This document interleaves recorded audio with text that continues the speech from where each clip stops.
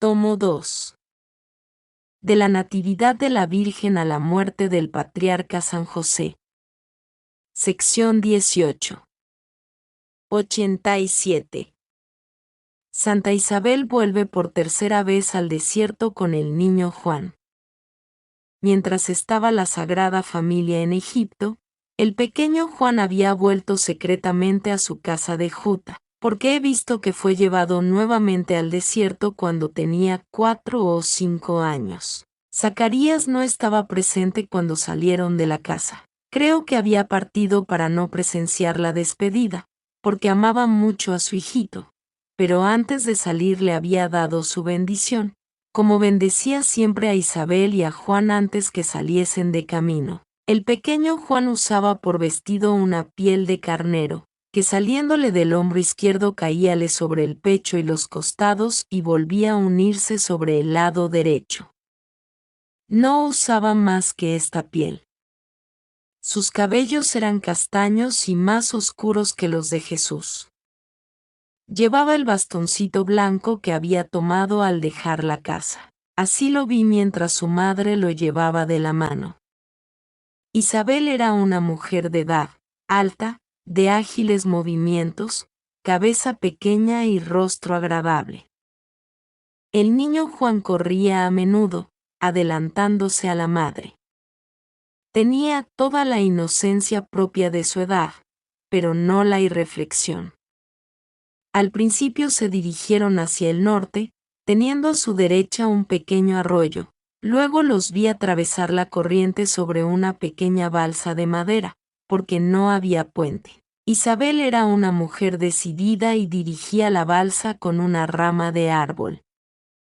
Más allá del arroyo siguieron camino hacia el oriente, entrando en un desfiladero de rocas, desnudo y árido en su parte alta, el fondo lleno de zarzales, de frutas silvestres y de fresas, que el niño recogía y comía. Después de hacer un trecho en aquel desfiladero, Santa Isabel se despidió del niño, lo bendijo, lo estrechó contra su corazón, lo besó en ambas mejillas y en la frente, y regresó, volviéndose varias veces, llorando, para mirarlo.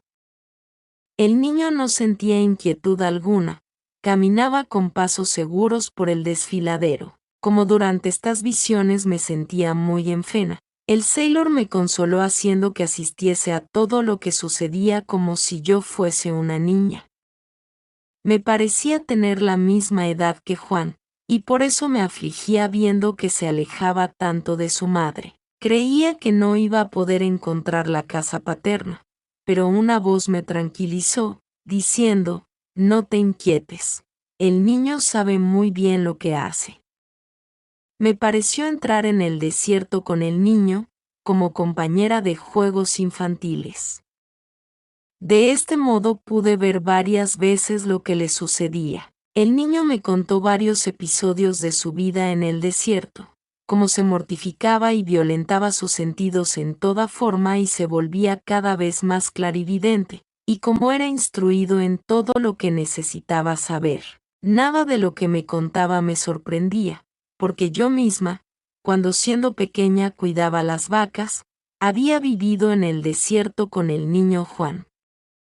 Cuando deseaba verlo lo llamaba desde los matorrales, niño San Juan, ven a buscarme con tu bastón y la piel sobre tus hombros. Y Juan venía con su bastoncito y su piel de cordero, y jugábamos como niños, y él me enseñaba toda clase de cosas útiles.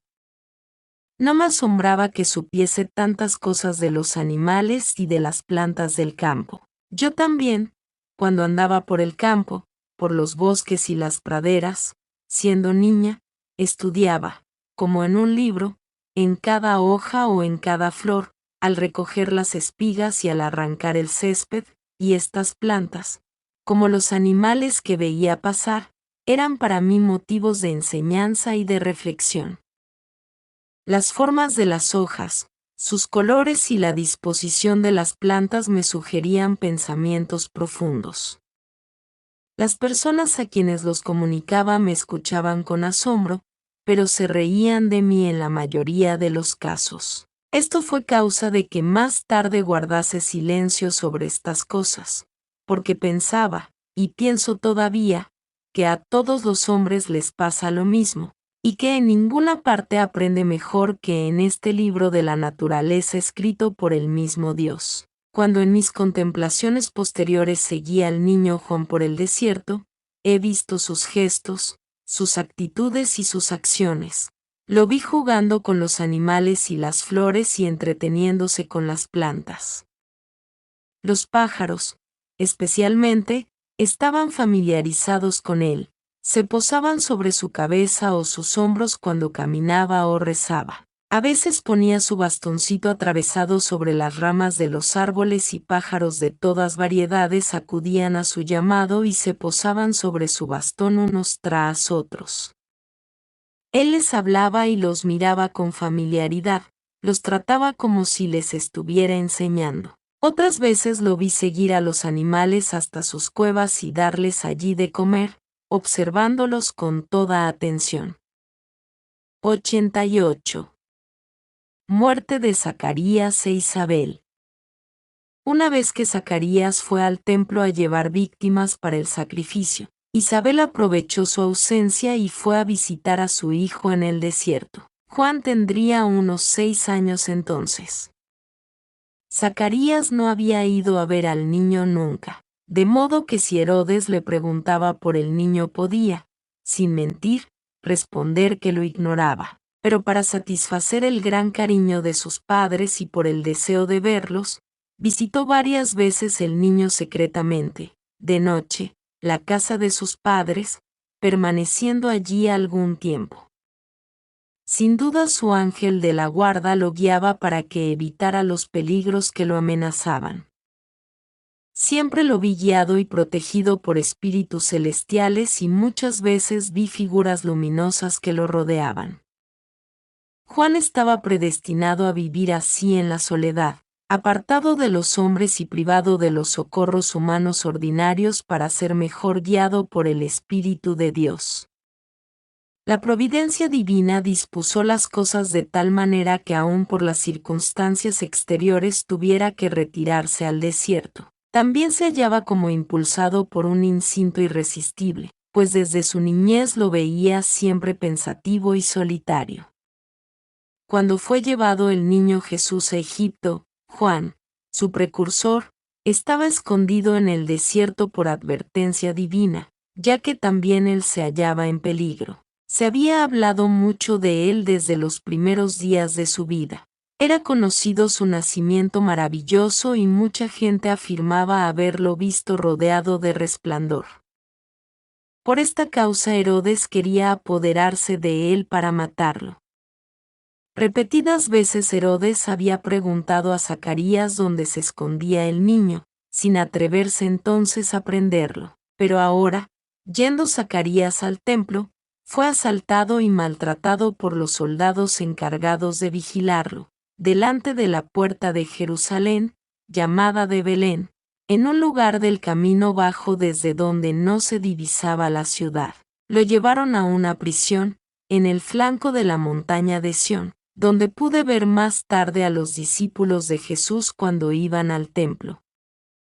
El anciano fue torturado para que descubriese el lugar donde se ocultaba su hijo y como no pudieron obtener lo que deseaban, terminaron por matarlo por orden de Herodes. Sus amigos, más tarde, lo enterraron no lejos del templo. Este Zacarías no era aquel muerto entre el templo y el altar, que vi salir de los muros del templo cerca del oratorio del anciano Simeón, cuando los difuntos aparecieron después de la muerte de Jesús. La tumba de este Zacarías, que se hallaba dentro del muro, se derrumbó junto con otras ocultas en el templo. Este Zacarías fue muerto entre el templo y el altar con motivo de una lucha acerca del linaje del Mesías y de los derechos que pretendían tener ciertas familias en el templo y los lugares que ocupaban en él. Vi, por ejemplo, que no todas las familias tenían derecho de hacer educar a sus hijos en el templo. Recuerdo haber visto a un niñito de familia real confiado a la educación de la profetisa Ana.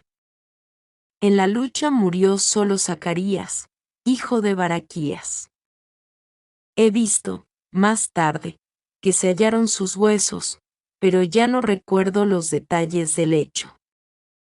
Santa Isabel volvió del desierto a la ciudad de Juta para esperar la llegada de su marido, acompañada en una parte del camino por el niño Juan.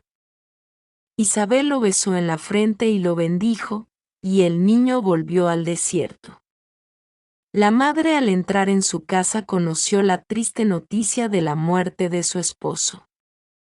Su dolor fue muy grande y parecía inconsolable. Retomó al desierto, quedándose allí con el niño, hasta su muerte, que aconteció poco tiempo antes que la Sagrada Familia volviera de Egipto.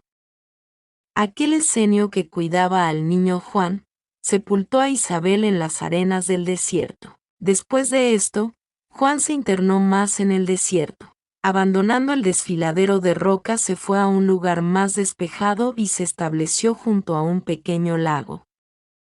En la playa había mucha arena blanca. Lo he visto avanzar bastante aguas adentro, mientras los peces nadaban alrededor de él sin temor.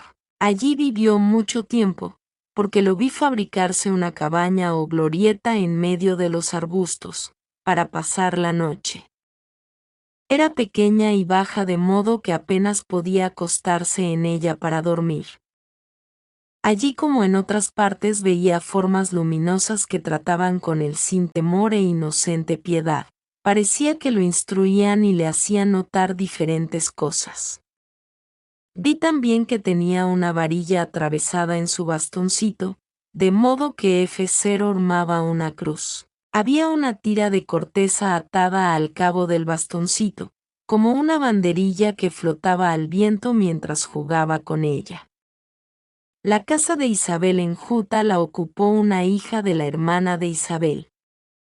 Era una casa muy bien cuidada, en perfecto orden y limpieza. Siendo ya grande, volvió Juan otra vez en secreto a ella, regresando inmediatamente al desierto hasta el momento de su aparición entre los hombres. 89. Vida de la Sagrada Familia en Matarea.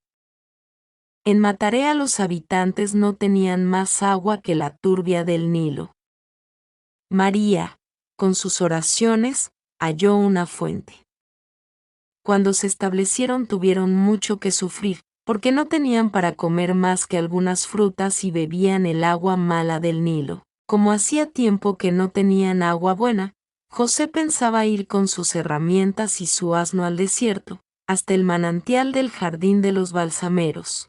Pero estando María en oración apareciósele un ángel, quien le indicó que detrás de la casa encontraría una fuente de agua. Se encaminó al otro lado del muro, donde estaba su habitación, y vio un espacio libre, más abajo, en medio de escombros donde se levantaba un árbol muy viejo y muy grueso. Llevaba en la mano un bastón con una palita en el extremo, semejante a la que usan las personas que viajan en tales lugares. Llena de alegría, María llamó a José, el cual después de cavar descubrió que había habido allí anteriormente una fuente revestida de mampostería, ahora tapada por los escombros. José limpió y restauró aquello. Encontró cerca de la fuente, por el lado donde había venido María, una piedra de gran tamaño que parecía un altar y creo que en realidad lo había sido en otra época, pero no recuerdo más detalles sobre esto. En esa fuente María hacía beber al niño, lo bañaba, lavaba su ropa, y así quedó para uso exclusivo de la Sagrada Familia, siendo desconocida para los demás, hasta que el niño Jesús, ya crecido, pudo él mismo ir por agua y ayudar a María. Una vez lo vi con varios niños junto a la fuente para darles de beber en el hueco de una hoja grande. Estos niños contaron a sus padres lo del agua, y de este modo acudieron otros a usar de la fuente, aunque estaba para uso casi exclusivo de la comunidad judía del lugar. Cierta vez que María rezaba arrodillada en medio del camino de su casa, vi al niño Jesús que iba a la fuente con un recipiente para buscar agua. Era la primera vez que hacía esto. María se emocionó profundamente cuando lo vio, y, siempre de rodillas, le rogó que no lo hiciera más por el peligro de caer al agua. El niño contestó que tendría mucho cuidado, porque su deseo era sacar agua siempre que ella lo necesitase. El niño Jesús ayudaba a sus padres en todo lo que podía, siendo muy atento y cuidadoso con todas las cosas. Cuando José trabajaba cerca de la casa y se olvidaba alguna herramienta, yo veía al niño llevársela, poniendo mucha atención en lo que hacía. La alegría que daba a sus padres compensaba a estos de los muchos sacrificios que hacían en Egipto. Más de una vez vi al niño dirigirse hasta la aldea de los judíos, a 1 milla de Matarea, para traer el pan que María recibía a cambio de los trabajos que hacía. Los animales dañinos, abundantes en aquel país, no le hacían mal y se mostraban familiares con él. Cierta vez lo vi jugando con unas serpientes. La primera vez que lo vi ir a esa aldea solo, tendría de 5 a 7 años y llevaba un trajecito color pardo con flores amarillas, que le había hecho María.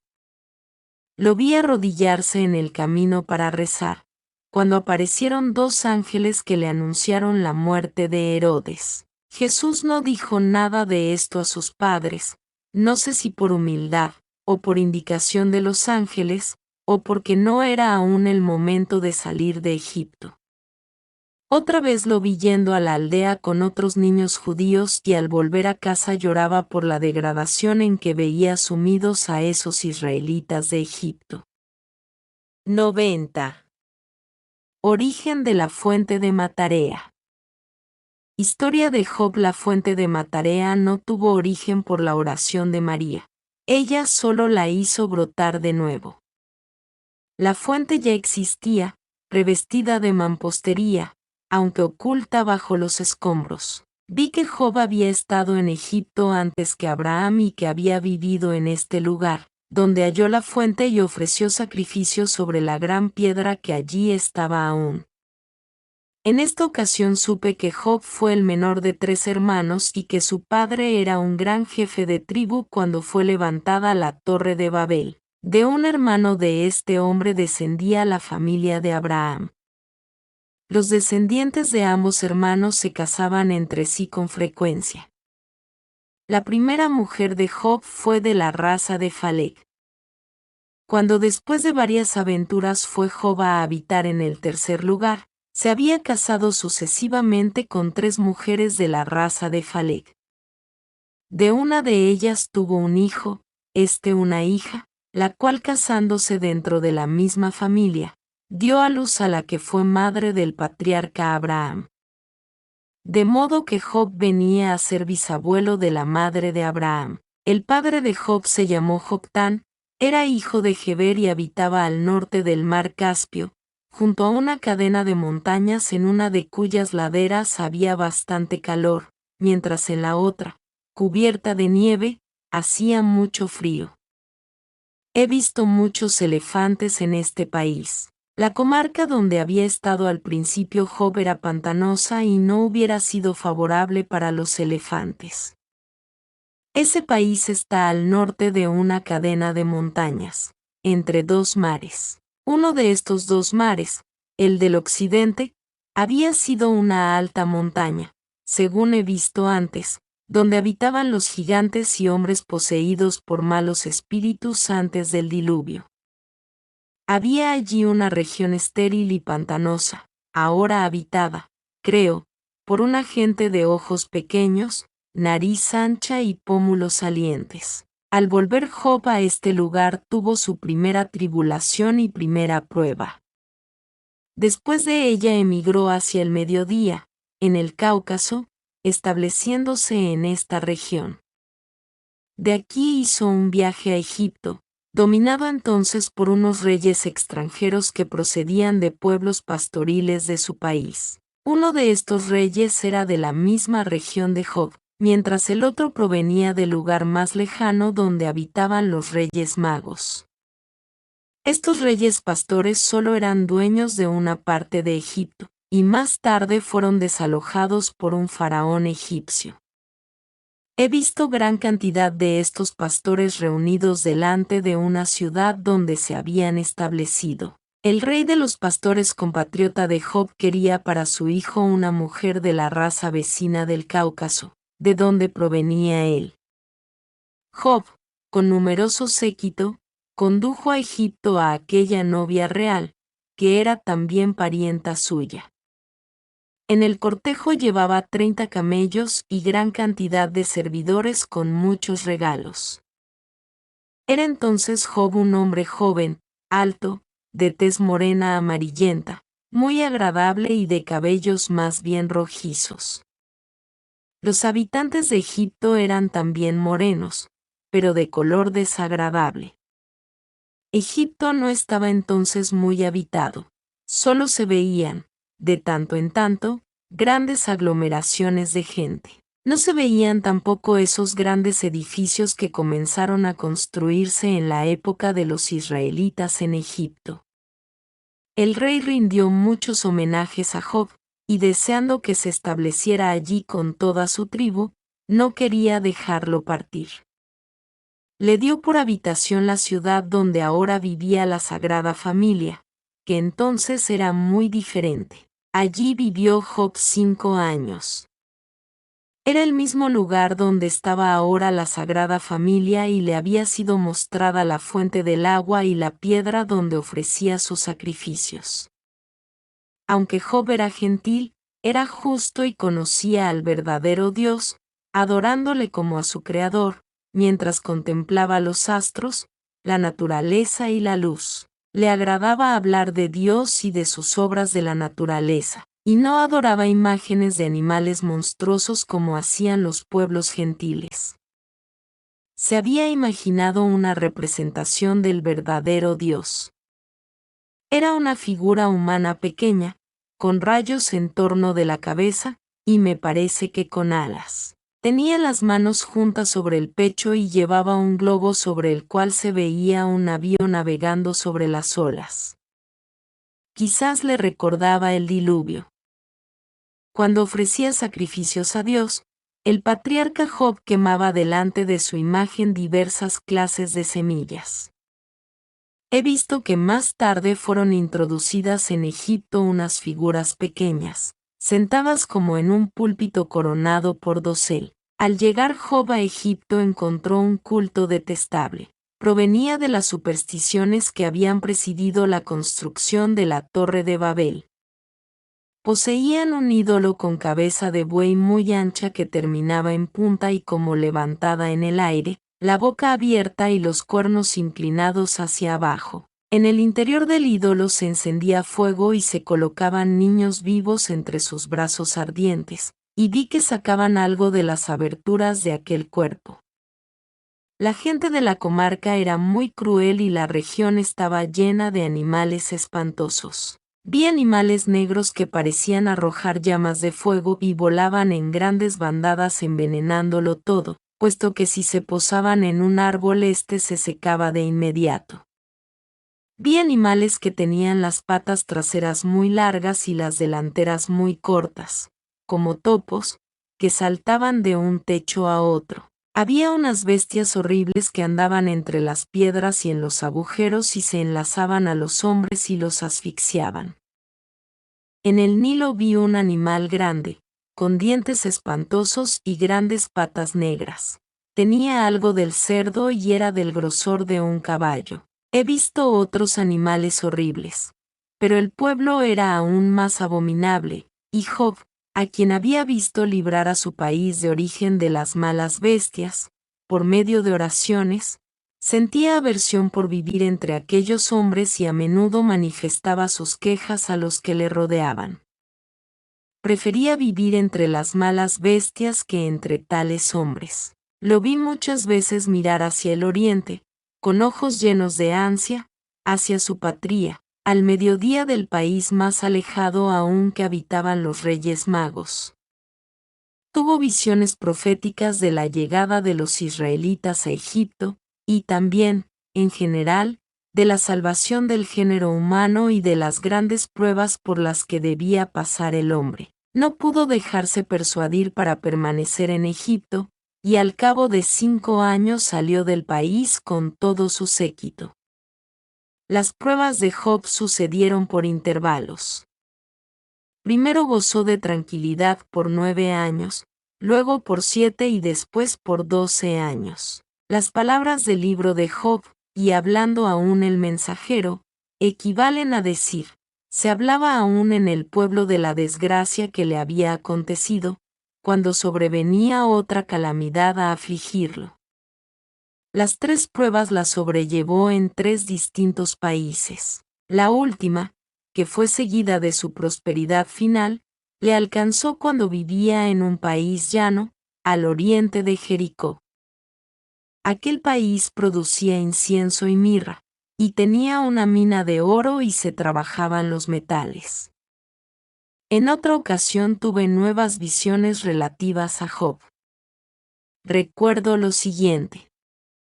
Tenía Job 2 confidentes, que eran como intendentes, administradores y secretarios suyos, y se llamaban Ahí y Yuahí Suoís. Estos recogieron de su boca toda su historia con las conversaciones que tuvo con Dios, la cual fue transmitida por sus descendientes, de uno a otro, hasta los tiempos de Abraham y sus hijos, y se servían de ella para instruir a sus hijos con la narración. Por medio de los hijos de Israel llegó la historia a Egipto y Moisés hizo una síntesis de ella, para consuelo de los israelitas oprimidos por los egipcios y después durante la estadía en el desierto.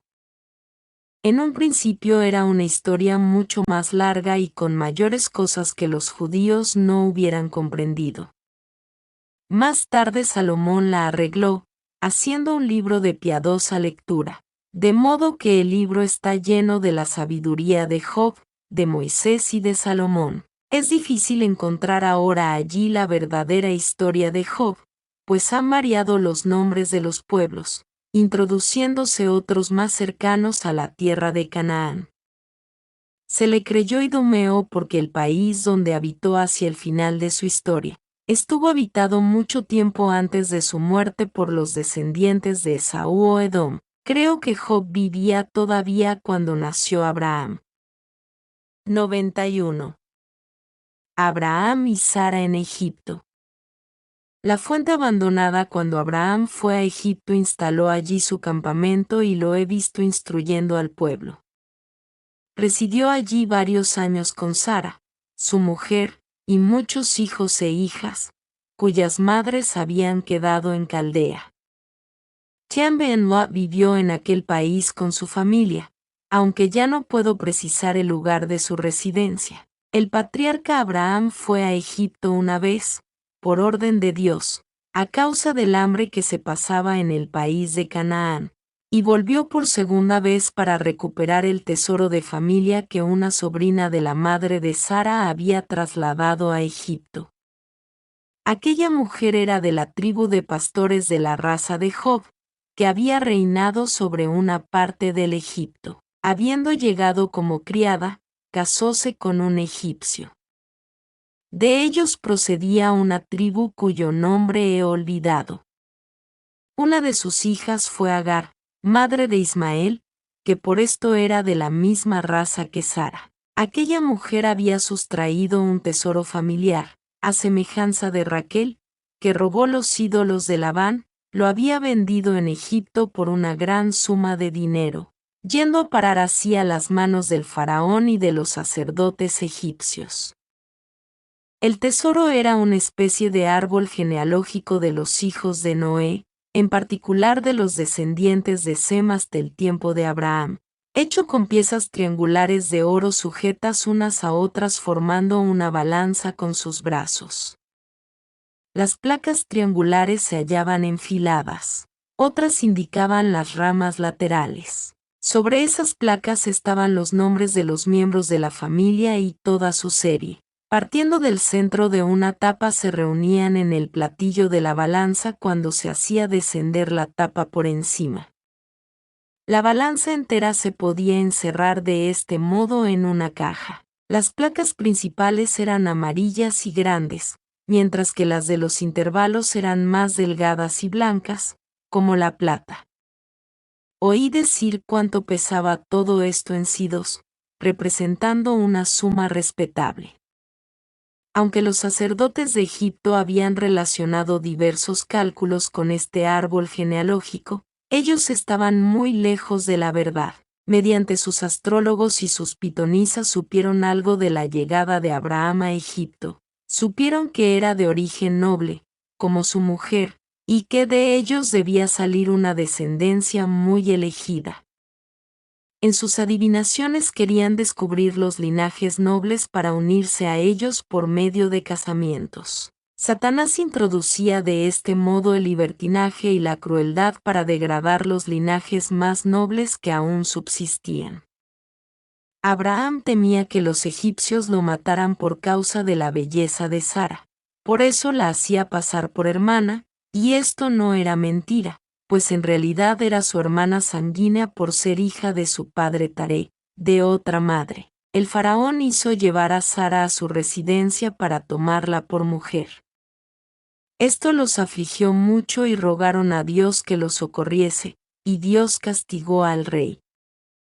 Todas sus esposas y la mayoría de las mujeres de la ciudad cayeron enfermas. Asustado el faraón, indagó la causa y descubrió que Sara era mujer de Abraham.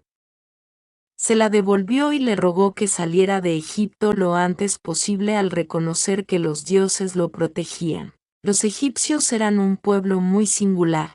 Por un lado eran muy orgullosos y se creían los más grandes y sabios del mundo, y por otro, increíblemente serviles y cobardes, cediendo enseguida cuando creían encontrar una fuerza superior a la suya. Esto provenía de que no estaban seguros de su ciencia y de que no conocían las cosas sino por medio de adivinaciones oscuras y equívocas, que les anunciaban toda clase de sucesos contradictorios y complejos. Cuando el acontecimiento no respondía a sus cálculos, se asustaban de inmediato, por ser muy supersticiosos e inclinados a ver lo maravilloso. Abraham se dirigió al faraón muy humildemente pidiéndole trigo, como a padre de los pueblos, y le ganó la voluntad, de modo que le hizo muchos regalos. Cuando le devolvió a Sara y le rogó que abandonara el país, Abraham le respondió que no podía salir sin antes recobrar un tesoro que le pertenecía, y le habló del árbol genealógico sustraído y llevado a Egipto. El rey reunió a los sacerdotes, y estos consintieron en devolverlo, siempre que se les permitiera sacar una copia, cosa que Abraham concedió sin dificultad. Hecho esto, regresó el patriarca al país de Canaán. Vi luego varias cosas referentes a la fuente de Matarea hasta nuestra época. En tiempos de la Sagrada Familia los leprosos usaban del agua por parecer que tenía una virtud particular, la que aumentó más tarde cuando se levantó una pequeña capilla sobre la habitación de María, con una entrada junto al altar mayor para descender a una cueva donde vivió la Sagrada Familia durante algún tiempo. Vi entonces a la fuente rodeada de habitaciones, y que el agua era empleada como remedio contra la lepra. Se bañaban en ella para curarse las enfermedades de la piel. Esto sucedía cuando los maometanos eran dueños del país. Los turcos tenían siempre una lámpara encendida en la iglesia, sobre la habitación de María, temiendo que le sucediera alguna desgracia si abandonaban el cuidado de la lámpara. En la época moderna vi a la fuente en pleno abandono y soledad, a gran distancia de los lugares habitados. La ciudad había desaparecido del primitivo sitio y en los alrededores crecían plantas con frutas silvestres.